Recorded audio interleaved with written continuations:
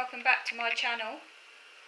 In today's video, I'd like to review a documentary I saw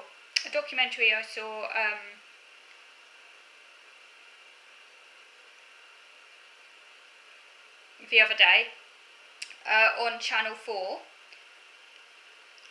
called "Do You Have ADHD?" Do you have ADHD? So I watched this documentary just because I was recently diagnosed with ADHD back in, I think it's around, I can't remember the exact day now, March, was it? Earlier this year, February, March. Yes, check out my other videos where I talk about my diagnosis of ADHD. So I was just interested to watch this programme. And also I just like watching programmes about different conditions. I just find it fascinating, just interesting. Anyway, so I think I'd be interested in watching it even if I wasn't diagnosed with ADHD, just because I find it interesting, these programmes. So I took a lot of notes. I always watch programmes with subtitles on, and I also find that writing notes helps me take in the information, and it forces me to concentrate and to focus on it. So I like taking notes anyway when I'm watching a documentary. It makes it easier to take in the information, writing notes.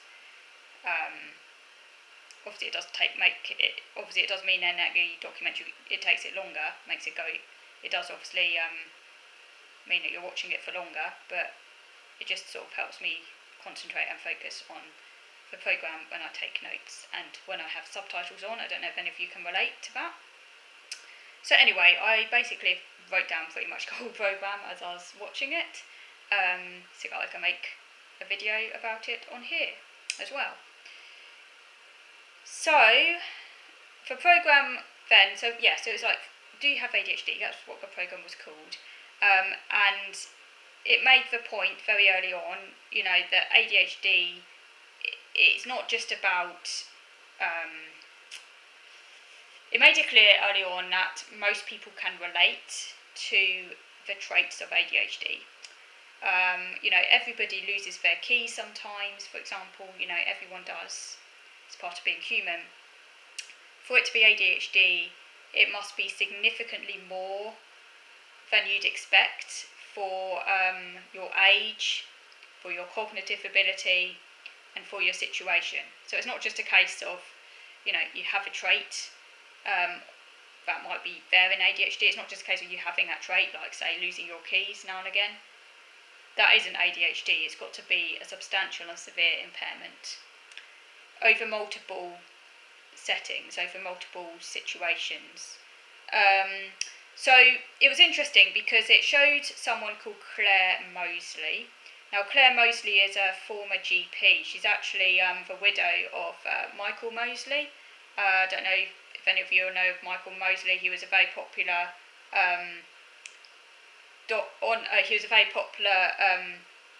television personality doctor.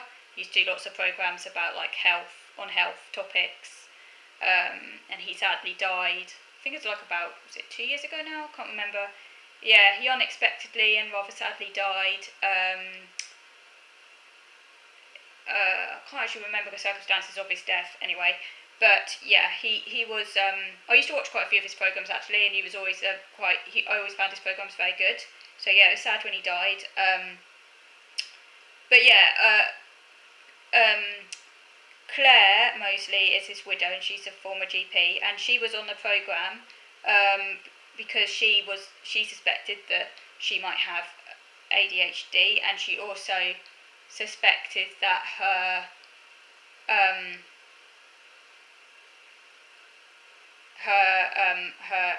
husband, the late Michael Mosley, might also have had ADHD, although obviously she'll never know because he's now dead.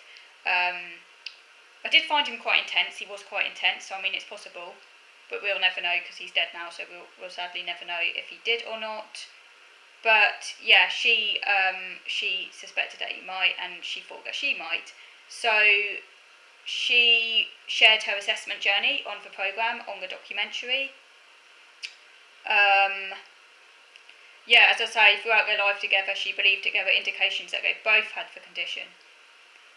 Because, for example, Michael would wait until the last moment to write his articles. He'd have to wait until the pressure was there, and then he would get into the zone and, power through at the last minute because he needed that pressure. Funny enough, I do need pressure, and I do need some degree of, what's the word? Yeah, I do need a pressure or some kind of, can't think of the right word right now, motivation, I guess is the right word, to kind of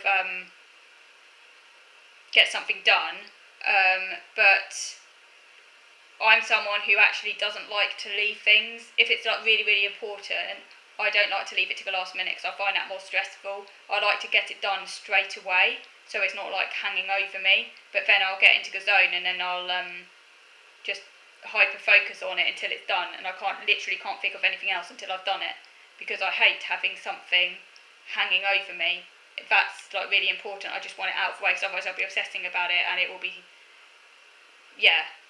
I used to be like that, like with when I was at university, at my local university. I was staying at home at the time, couldn't do halls. If we had an essay and it might have been due like ages away, like literally ages away, and I just want to get it out of the way straight away. So I was like the opposite. I kind of overcompensated, I think, because everything took me a really, really long time. I just wanted to get it done, so I didn't have it like hovering over me. It felt like really kind of stressful, like it's just need to get it done. So it's not, you know what I mean? So I was actually the opposite. Anyway, but certainly a lot of people with ADHD will leave things to the last minute. That's quite common. But obviously everyone varies. So yeah, and then Claire mentions how her inattentiveness nearly led to a fire in a friend's kitchen as she cooked a meal and she left her rice cooking, and then she went off and she came back and there was smoke everywhere. So yeah, so that was an example of her, as her inattentiveness, she has a tendency towards inattentiveness, so she wanted to find out if this was something more serious going on. I actually think, by the way, that my OCD, because I also have OCD, I actually think in some ways my OCD kind of like compensates against some of these problems, because I have like checking rituals, so I always check that things are off and stuff, because I have OCD around like, worrying in case I've left things on, so I will like over check, and I think to make sure I've turned things off and stuff, particularly before I go to bed at night. So I actually think that can actually, in a way, compensate against some of these problems, whereas if I didn't have OCD, I do sometimes wonder whether the OCD might actually be kind of a compensatory mechanism that I've developed in a weird way, but kind of overcompensated and then it's developed into OCD. Anyway, the programme then introduces someone called Professor Stephen Scott, who's a consultant child psychiatrist, and he talks about, what indicators are there that a child might have ADHD? What are the indicators? So he says one of the indicators is to look at what's going on in the school playground. Are they running around more than other kids? And I was thinking, yeah, that was definitely me, because I think the ADHD for me was certainly a lot more intrusive or classic, if you like, when I was a child. Like, it's not, I don't think it is as classic anymore. Something happened, I think, around my teenage years where it's become a lot more, now my main issues obviously are my OCD interacting with the autism, and autism and OCD are like my predominant diagnosis, if you like. The ADHD kind of explains certain other elements. I think that still obviously does have an impact on my life, particularly executive functioning impairments, but certainly was a lot more, if you like, classic and obvious when I was a kid, and certainly on a hyperactivity level, I was one of those kids who would literally, I was so high, my mum used to say that I was one of the most, energetic kids she knew. Like, it was kind of off scale, because I basically was one of those kids that would like be running around the playground, this is at primary school, like screaming her head off, kind of really annoying everyone. And I was like running. I could run so fast. I was always running with my arms outstretched, because I like to pretend to be an aeroplane, but I used to literally run through kids' play and then find it hilariously funny when they would then run after me Obviously it wasn't funny for them, but it was for me, because I didn't really understand why that was inappropriate. So I would just like run into kids' play, and then they'd, chase after me, and I just ran so fast. I loved running with my arms outstretched, feeling the wind, going through my arms, jumping. I was always on the move, like, yeah. So I was one of those kids doing that. So I was like, yeah, that was me. At table, do they have to keep getting up and down? I can't actually remember what it was like at the table, but certainly when I was at my grandmother's house, I used to get told off a lot for when we were sitting on her table, because it was like, it had like some wooden panelling behind it, and I used to constantly kick my legs, and it used to really annoy her. So, always forgetting things. Are they leaving gym kit at school? Yeah, I was very disorganised at school. It was actually written on my school report how, the organisation issues I had, poor organisation. Basically, I used to just put everything in one place. But yeah, I would often forget things that I needed. But that's why my mum kind of acted, I guess, a bit like my personal secretary, ensuring everything was organised, because my mum was incredibly organised. So everything, making sure my backpack was, tidy every day, ensuring I had everything. So otherwise, I think if I hadn't had a parent doing that, I would have been in far bigger trouble, because, yeah, I wouldn't have known what to take to school, yeah. And very daydreamy and stuff like that. I used to constantly walk around the classroom at primary school. I was always on the go, just walking around the classroom and stuff. So yeah, he makes a comment, by the way, that if a child is fine in class, then it's not ADHD. If a teacher says, yeah, they're very disruptive, they're always chatting, talking, keep wandering around, seem to be daydreaming, then yeah, I guess he says, that's when maybe you should start looking at something like ADHD going on. It also needs to be both at school and home. I was quite a disruptive kid at school. My parents often called it in to say that I was, annoying the other kids. It was mainly because I was walking around a classroom, or I was, this was at primary school. I think when I was at secondary school, I could still be a bit disruptive at times, so not on the scale as at primary school. I think I did kind of settle down a bit more at secondary school. I think also I started to try and blend in more at secondary school, not very successfully though.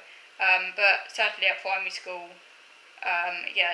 teachers would often say to my parents, that I was being disruptive, because I used to read aloud a lot when you're supposed to be reading quietly, and walking around a classroom and not really doing what I was supposed to be doing. It's interesting, yeah, he mentions how boys are often more hyperactive. Funny enough, I wasn't a stereotypical female type when I was a kid, because as I say, I was a child. Girls are more likely to be inattentive.